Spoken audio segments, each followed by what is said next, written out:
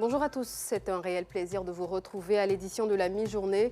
Nous sommes le 5 avril 2025, voici les titres de ce journal. À Abobo, les habitants de Sabé-Centre tirent la sonnette d'alarme. Les poteaux électriques vétustes et instables menacent la sécurité de plus de 200 000 riverains. Ils lancent un appel à l'aide aux autorités compétentes. Et c'est une triste nouvelle pour le Mali et même pour l'Afrique. Le chanteur Amadou Bagayoko du célèbre duo Amadou et Mariam s'est éteint ce 4 avril 2025. Merci de suivre l'information sur la chaîne proche des populations.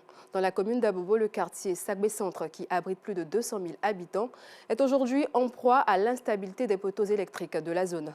Installés depuis plusieurs années, ces supports essentiels pour l'alimentation électrique des foyers, en plus de ne pas couvrir tout le quartier, menacent aujourd'hui leur sécurité.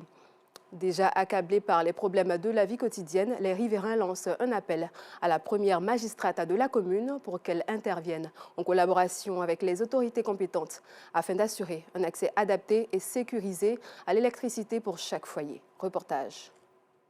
Sagbé-Centre, dans ce quartier populaire de la commune d'Abo.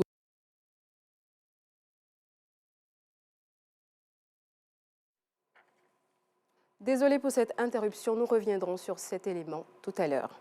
La Côte d'Ivoire veut prendre son envol dans le domaine géospatial. Pour y parvenir, il faut des ressources humaines qualifiées. Raison pour laquelle les structures en charge de la recherche géospatiale, à l'image du Centre universitaire de recherche et d'application télédétection, en collaboration avec le projet GDZIAO, suscitent l'engouement chez les jeunes pour ce secteur. Après le lycée jeune fille Mami Oufoué Fété de Benjerville, c'est au tour du lycée jeune fille de Yopougon d'installer un club géospatial. Les détails avec Clément Boko.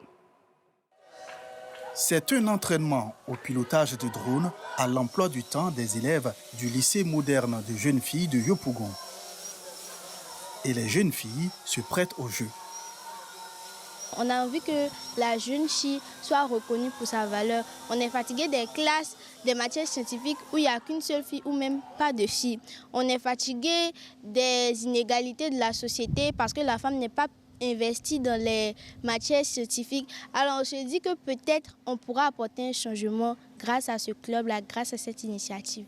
C'est justement avec ce discours que la jeune élève a su convaincre ses camarades d'école afin de la porter à la tête du club géospatial du lycée. Parmi tous les lycées de Côte d'Ivoire, nous sommes fiers d'avoir été choisis et nous sommes contents. Une initiative du projet GDZIAO, gestion durable des zones humides et des inondations pour le renforcement de la sécurité alimentaire et la résilience des écosystèmes en Afrique de l'Ouest. L'Union africaine a bien voulu qu'on fasse une sensibilisation de la jeune féminine à l'échelle africaine afin de pouvoir les initier, les inciter à embrasser ces carrières-là. Raison pour laquelle ça a motivé la mise en place de plusieurs clubs Jouer au niveau du consortium GDZIAO qui regroupe 12 pays.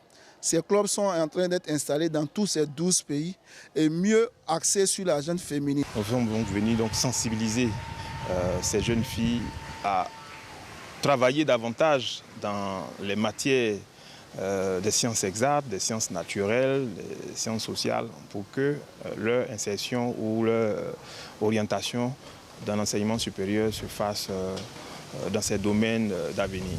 Pour la tutelle, il faut encourager la jeune fille à embrasser les carrières scientifiques. En fait, le champ est encore à explorer et les femmes sont attendues dans ce domaine-là.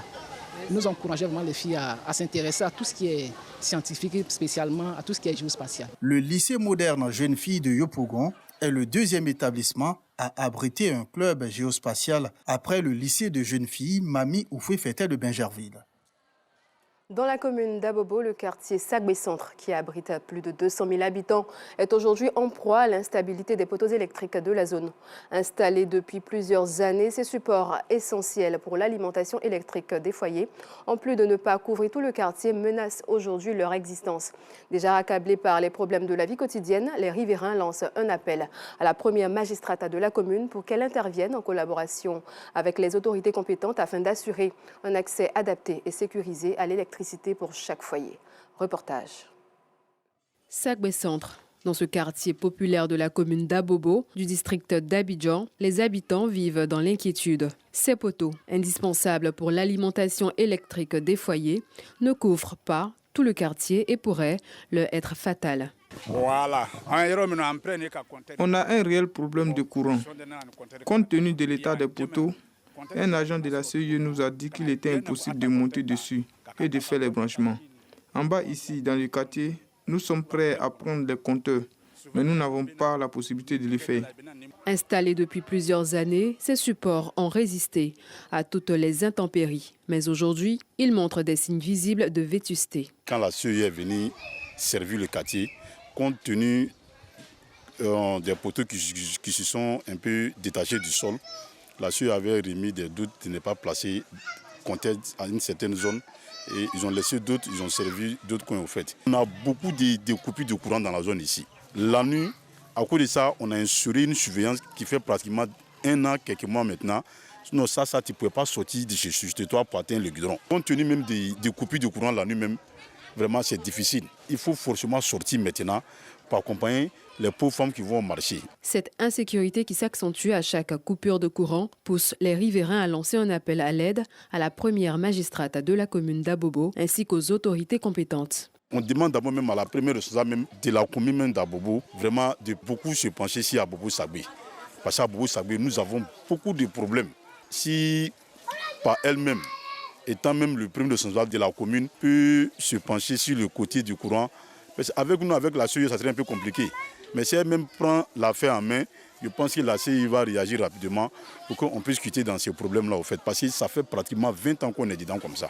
À Abobo-Sagbé Centre, chaque coupure d'électricité, chaque vacillement de poteaux rappelle aux 200 000 habitants du quartier la fragilité de leur quotidien. Le cœur rempli d'espoir, ils espèrent que leur rêve de vivre avec la lumière en toute sécurité devienne réalité. Direction la région du Bouaké, dans le chronogramme des activités du mandat 2025, la Jeune Chambre internationale Bouaké a organisé à la préfecture de la localité une sensibilisation sur la sécurité routière. Une action qui vise à accompagner le gouvernement dans la lutte contre les accidents de la circulation et gagner le pari de la sensibilisation et de l'éducation. Les accidents de moto sont la première cause de consultation dans les services d'urgence des hôpitaux, selon une étude clinique hospitalière faite par les initiateurs. Un reportage de Boubacar Silla, commenté par Soro Corona. Selon l'Organisation mondiale de la santé, OMS, l'on enregistre chaque année dans le monde près de 1,3 million de morts dans les accidents de la circulation et plus de 50 millions de blessés ou invalides, en plus des pertes économiques. Toujours selon les données de l'OMS, la Côte d'Ivoire enregistre chaque année un taux d'environ 1614 décès. Les accidents sont des drames sociaux qui fauchent de nombreuses vies humaines, déciment parfois des familles et causent des dommages physiques, psychologiques aux victimes. Face à cette situation, la Jeune Chambre internationale Jessie de Bouaké organise un panel sur la sécurité routière afin d'impliquer la population dans la riposte contre le fléau.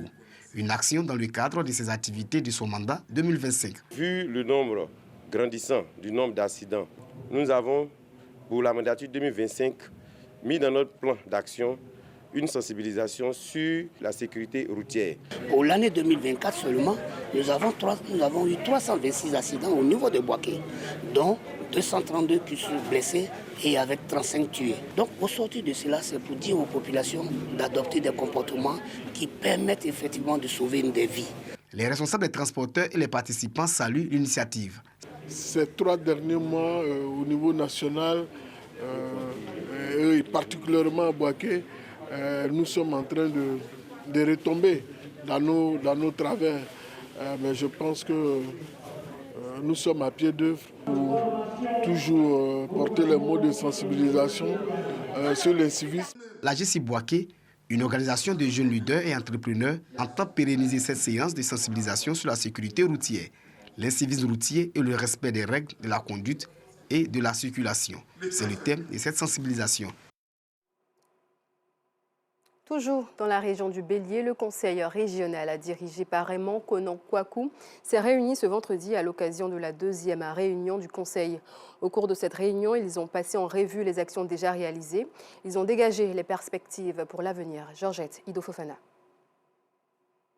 Réhabilitation du groupe scolaire de Komorossou avec table et banc neuf dans le département de Tiébissou. Adduction en eau potable, délocalisation du village avec construction de plusieurs habitations à Didangolossou, à Toumoudi, création d'emplois pour la jeunesse. Ce sont entre autres les actions réalisées l'année dernière par le Conseil régional du Bélier.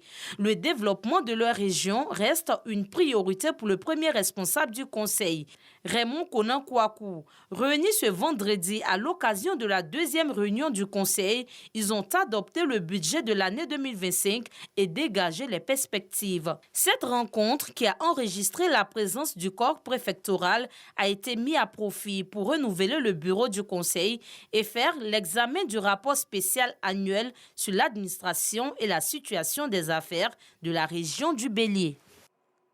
Une page religion à prison pour bénéficier de la clémence de Dieu. Des fidèles musulmans font 6 jours de jeûne surrogatoire juste après la célébration du Ramadan. Les guides religieux nous évoquent les biens fondés de ces 6 jours de jeûne et son impact sur la vie des fidèles. Assitan Diarra et Kadebachil. Après la célébration de l'Aïd el-Fitr ou la fête des Ramadan, les fidèles musulmans observent 6 jours de jeûne surérogatoire afin d'expier leurs péchés et bénéficier de la miséricorde divine.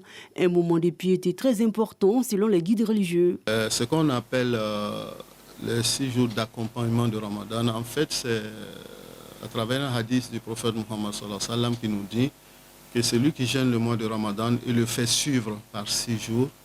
Alors cela équivaut au jeûne de l'année tout entière. Si jeûner 6 jours pour suivre le Ramadan nous donne les mérites de toute une année, alors pourquoi ne pas le faire? C'est pourquoi le musulman alors